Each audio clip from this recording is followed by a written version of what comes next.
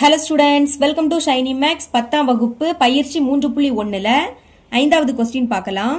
5, 10 மற்றும் 20 ரூபாய் நோட்டுகளின் மொத்த மதிப்பு ரூபாய் 105.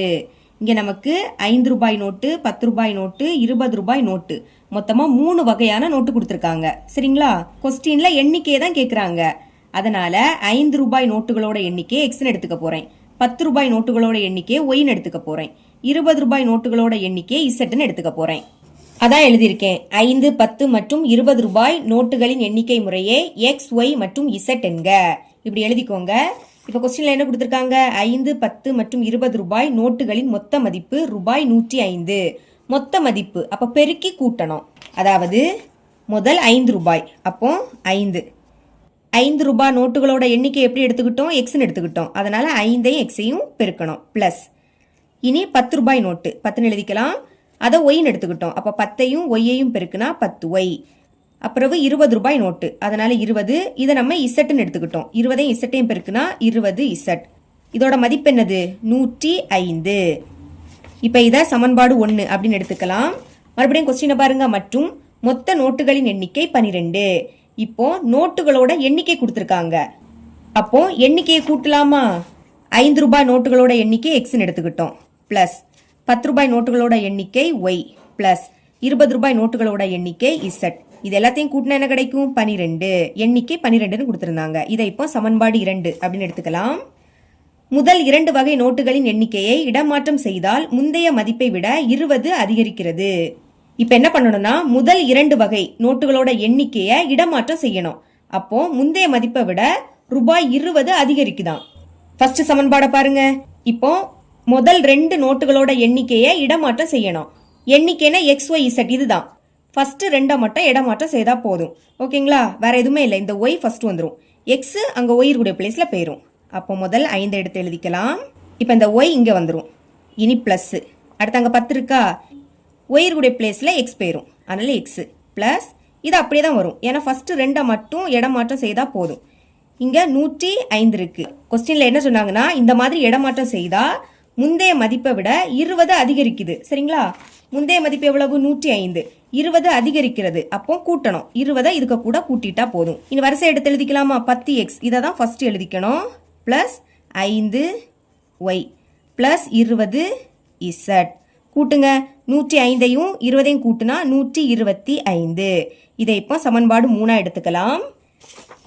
எனில் எத்தனை 5, 10, 20 ரூபாய் நோட்டுகள் உள்ளன? அதாவது 5 ரூபாய் நோட்டுகளோட எண்ணிக்கை கண்டுபிடிக்கணும், 10 ரூபாய் நோட்டுகளோட எண்ணிக்கை கண்டுபிடிக்கணும், 20 ரூபாய் நோட்டுகளோட எண்ணிக்கையும் கண்டுபிடிக்கணும். வேற எதுவுமே இல்ல. எக்ஸ், ஒய், இசட் இதோட மதிப்பை தான் கண்டுபிடிக்க போறோம். சால்வ் பண்ணலாம். இப்போ ஃபர்ஸ்ட் சமன்பாடையும் 3வது சமன்பாடையும் பாருங்க.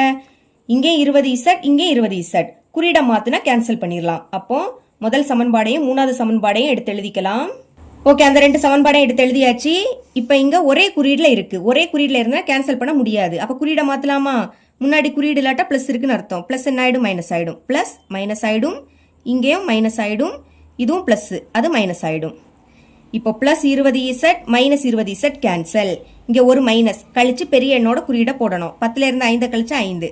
பெரிய எண் 10 அதோட குறியீடு மைனஸ். 2ல எக்ஸ் இருக்கு. எக்ஸ் ஒரு வாட்டி எழுதிக்கலாம். இங்கே மைனஸ் கழிங்க. 10ல இருந்து 5 கழிச்சு 5. பெரிய எண் 10 அதோட குறியீடு என்னது? பிளஸ். 2லயும் ஒய் இருக்கு. ஒய்யை ஒரு வாட்டி எழுதிக்கலாம். சமம். இங்க மைனஸ் அப்ப கழிக்கலாம். 125ல இருந்து 105 கழிச்சா 20ன்னு கிடைக்கும். பெரிய நம்பர் 125 அதோட குறியீடு என்னது? மைனஸ். இப்ப இத சமன்பாடு 4 எடுத்துக்கலாம். இங்க இசட்டை கேன்சல் பண்ணோம். மறுபடியும் இசட்டை கேன்சல் பண்ணணும். சரிங்களா? பாருங்க, ஃபர்ஸ்ட் சமன்பாடுல இசட்டுக்கு முன்னாடி 20 இருக்கு. 2வது சமன்பாடுல இசட்டுக்கு முன்னாடி எதுவுமே இல்ல. அப்போ 2வது சமன்பாட 20ஆல பெருக்கிட்டேனா 20 இன்டு இசட்டா மாறுமா? அதுக்கப்புறம் குறியீட மாத்தி கேன்சல் பண்ணலாம். இப்ப நம்ம சமன்பாடு 2 20ஆல பெருக்க போறோம். எழுதிக்கிறேன். சமன்பாடு 2 பெருக்கல் 20 பெருக்கிடலாம். எக்ஸையும் 20ஐயும் பெருக்குனா 20 இன்டூ எக்ஸ். அடுத்து பிளஸ் இருக்கா? இனி 20ஐயும் ஒய்யையும் பெருக்குனா 20 இன்டூ ஒய். மறுபடியும் பிளஸ். 20ஐயும் இசட்டையும் பெருக்குனா 20 இன்டூ இசட் சமம். இனி 12ஐயும் 20ஐயும் பெருக்கணும். முதல் 12ஐயும் 2ஐயும் பெருக்கலாமா? பெருக்குனா 24. அடுத்து இந்த ஒரு 0 அப்படியே வந்துடும். இப்ப இதுக்கு கீழே சமன்பாடு 1 எடுத்து எழுதிக்கலாம்.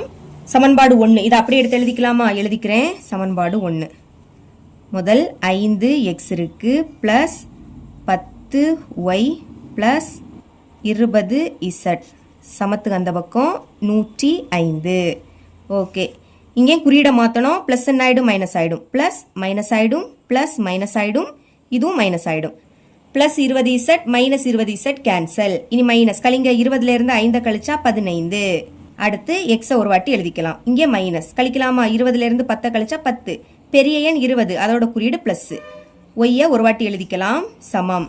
இங்கே மைனஸ் கழிக்கலாமா, 240லேருந்து 105 கழிச்சா 135ன்னு கிடைக்கும். இங்க எக்ஸும் ஒய்யும் இருக்கு, அதே மாதிரி இங்கேயும் எக்ஸும் ஒய்யும் இருக்கு. இப்ப இதுல ஏதாவது ஒன்றை கேன்சல் பண்ணணும். சரிங்களா, எக்ஸை கேன்சல் பண்ணலாமா? எக்ஸ் முன்னாடி 15 இருக்கு, இங்க எக்ஸ் முன்னாடி 5. 5 கூட எதை பெருக்குனா 15 மாறும், 3 பெருக்குனா. 3 15. அப்போ சமன்பாடு 4 இப்போ 3ஆல பெருக்க போறேன். எழுதிக்கலாம், சமன்பாடு 4 பெருக்கல் 3. பெருக்கிருங்க. முதல் மைனஸ் இருக்கு, அடுத்து 5ஐயும் 3ஐயும் பெருக்குனா 15. இந்த எக்ஸை அப்படியே எடுத்து எழுதிக்கலாம். இனி பிளஸ். அடுத்து 5ஐயும் 3ஐயும் பெருக்குனா மறுபடியும் 15. இந்த ஒய்யை எடுத்து எழுதிருங்க, சமம். முதல் இந்த மைனஸ், இப்போ 2 6. அடுத்து இந்த 0 அப்படியே வந்துடும். இங்கே குறியீடை மாத்தாண்டாம், ஏன்னா ரெண்டுமே வேற வேற குறியீடு. Plus 15x minus 15x cancel ஆயிடும். சரிங்களா, இனி இது ரெண்டுமே பிளஸ். கூட்டுங்க, 10ஐயும் 15ஐயும் கூட்டினா 25. அடுத்து ஒய்யை எடுத்து எழுதிக்கலாம், சமம். மைனஸ் கழிங்க, 135லேருந்து 60 கழிச்சா 75 அப்படின்னு கிடைக்கும். பெரிய நம்பருக்கு பிளஸ் தான். இனி ஒய் தான் வேணும், அப்போ ஒய்யை மட்டும் வச்சுக்கலாம். இங்கே 75 இருக்கு, 25 பெருக்கல் இருக்கு. இங்கே வந்துனா வகுத்தலாம் மாறும். அப்போ பைக்கு கீழே 25 எடுத்து எழுதிக்கலாம். இனி இது 5 வாய்ப்படி கேன்சல் ஆகும். ஒரு 5 5, 7லேருந்து 5 கழிச்சா பாக்கி 2. இது இப்போ 25. அப்போ I5 25, கீழே I5 25. மறுபடியும் 5 வாய்ப்படி கேன்சல் ஆகும். ஒரு 5 5, மேலே 15 இருக்கு. அப்போ 3 5 15. இதுக்கு மேலே கேன்சல் பண்ண முடியாது. அப்போ y = மேலே பாக்கி 3 இருக்கா, கீழே 1ன்னு எழுதிக்காண்டா. ஒய்யோட மதிப்பை கண்டுபிடிச்சிட்டோம். இதை இனிமே சமன்பாடு 4ல் பிரதியிட்டா எக்ஸோட மதிப்பு கிடைக்கும். அதை எழுதிக்கிட்டேன். ஒய்யின் மதிப்பை சமன்பாடு 4ல் பிரதியிட இப்படி எழுதிக்கிட்டு சமன்பாடு 4 எடுத்து எழுதியாச்சு. பிரதியிடலாம். -5x + 5. ஒய்யோட மதிப்பு என்னது, 3. அதை பிரதியிடுங்க. அந்த சைடு -20 இருக்கு. இனி -5x அது அப்படியே இருக்கட்டு. பெருக்குங்க, I3 15. அங்க -20. இனி இதை மட்டும் இங்கே வச்சுக்கலாம், ஏன்னா எக்ஸோட மதிப்பு தான் வேணும். அப்போ -5x அது இங்கே இருக்கட்டு. இங்கே -20 ப்ளஸ் 15 அங்கே போச்சுன்னா -15 தான் மாறும். ரெண்டுமே மைனஸ், அப்போ மைனஸ் குறியீடை போட்டு கூட்டணும். 20ஐயும் 15ஐயும் கூட்டினா 35. நீங்கள் எக்ஸ் தான் கண்டுபிடிக்கணும், அதை மட்டும் வச்சுக்கோங்க. -5 இங்கே பெருக்கல்ல இருக்கா, இங்கே வந்துன்னா வகுத்தலாம் மாறும். அப்போ பைக்கு கீழே -5. இந்த மைனஸும் இந்த மைனஸும் கேன்சல். இனி 5ஆம் வாய்ப்படி கேன்சல் ஆகும். ஒரு 5 5, 7 5 35. இதுக்கு மேலே கேன்சல் பண்ண முடியாது. அப்போ மேலே பாக்கி 7 இருக்கு, கீழே 1ன்னா அதை எழுதிக்காண்டாம். இங்கே எக்ஸ் ஒய் ரெண்டு மதிப்புமே தெரியும். அதை சமன்பாடு 2ல் பிரதியிட்டா இசட்டோட மதிப்பு கிடைக்கும். சமன்பாடு 2 எழுதிக்கலாமா? சமன்பாடு 2 எடுத்து எழுதியாச்சு. எக்ஸோட மதிப்பு 7 ப்ளஸ் ஒய்யோட மதிப்பு 3ன்னு கண்டுபிடிச்சோம். இசட் தான் கண்டுபிடிக்கணும், அது அப்படியே இருக்கட்டு. அந்த சைடு 12. இனி இசட் இங்கே இருக்கட்டு. 12 அங்கே இருக்கா, 7ஐயும் 3ஐயும் கூட்டினா 10, அதாவது +10. +10 அங்கே போச்சுன்னா -10 மாறும். கழிங்க, 12லேருந்து 10 கழிச்சா 2ன்னு கிடைக்கும். அப்போ இசட்டோட மதிப்பு என்ன கிடைக்குது, 2. இப்போ ஆன்சர் எடுத்து எழுதிக்கலாம். தேர்ஃபோர் முதல் 5 ரூபாய் நோட்டுகளின் எண்ணிக்கை எழுதிக்கோங்க. 5 ரூபாய் நோட்டுகளின் எண்ணிக்கை. இதை நம்ம எக்ஸ்ன்னு எடுத்துக்கிட்டோம். எக்ஸோட மதிப்பு என்ன கிடைச்சி, 7. 7 தான் 5 ரூபாய் நோட்டுகளோட எண்ணிக்கை. இனி 10 ரூபாய் நோட்டுகளோட எண்ணிக்கை எழுதிக்கலாமா? எழுதிக்கலாம். 10 ரூபாய் நோட்டுகளின் எண்ணிக்கை. 10 ரூபாய் நோட்டை ஒய்ன்னு எடுத்துக்கிட்டோம். ஒய்யோட மதிப்பு 3ன்னு கிடைச்சி. கடைசியா 20 ரூபாய் நோட்டுகளின் எண்ணிக்கை. 20 ரூபாய் நோட்டுகளின் எண்ணிக்கை. இதை நம்ம இசட்டுன்னு எடுத்தோம். இசட்டோட மதிப்பு என்ன கிடைச்சி, 2ன்னு கிடைச்சி. இதுதான் இதோட ஆன்சர். இவ்வளவு தான் இந்த சம். இதோட இந்த பயிற்சி முடியுது. என்னோட டீச்சிங் உங்களுக்கு பிடிச்சிருந்துன்னா மறக்காம நம்ம சேனலை சப்ஸ்கிரைப் பண்ணி கூடவே பக்கத்தில் இருக்கக்கூடிய பெல் ஐக்கனை கிளிக் பண்ணுங்க. அப்பதான் நம்ம அப்லோட் பண்ற வீடியோட நோட்டிபிகேஷன் உங்களுக்கு உடனே வரும். தேங்க்ஸ் ஃபார் வாட்சிங்.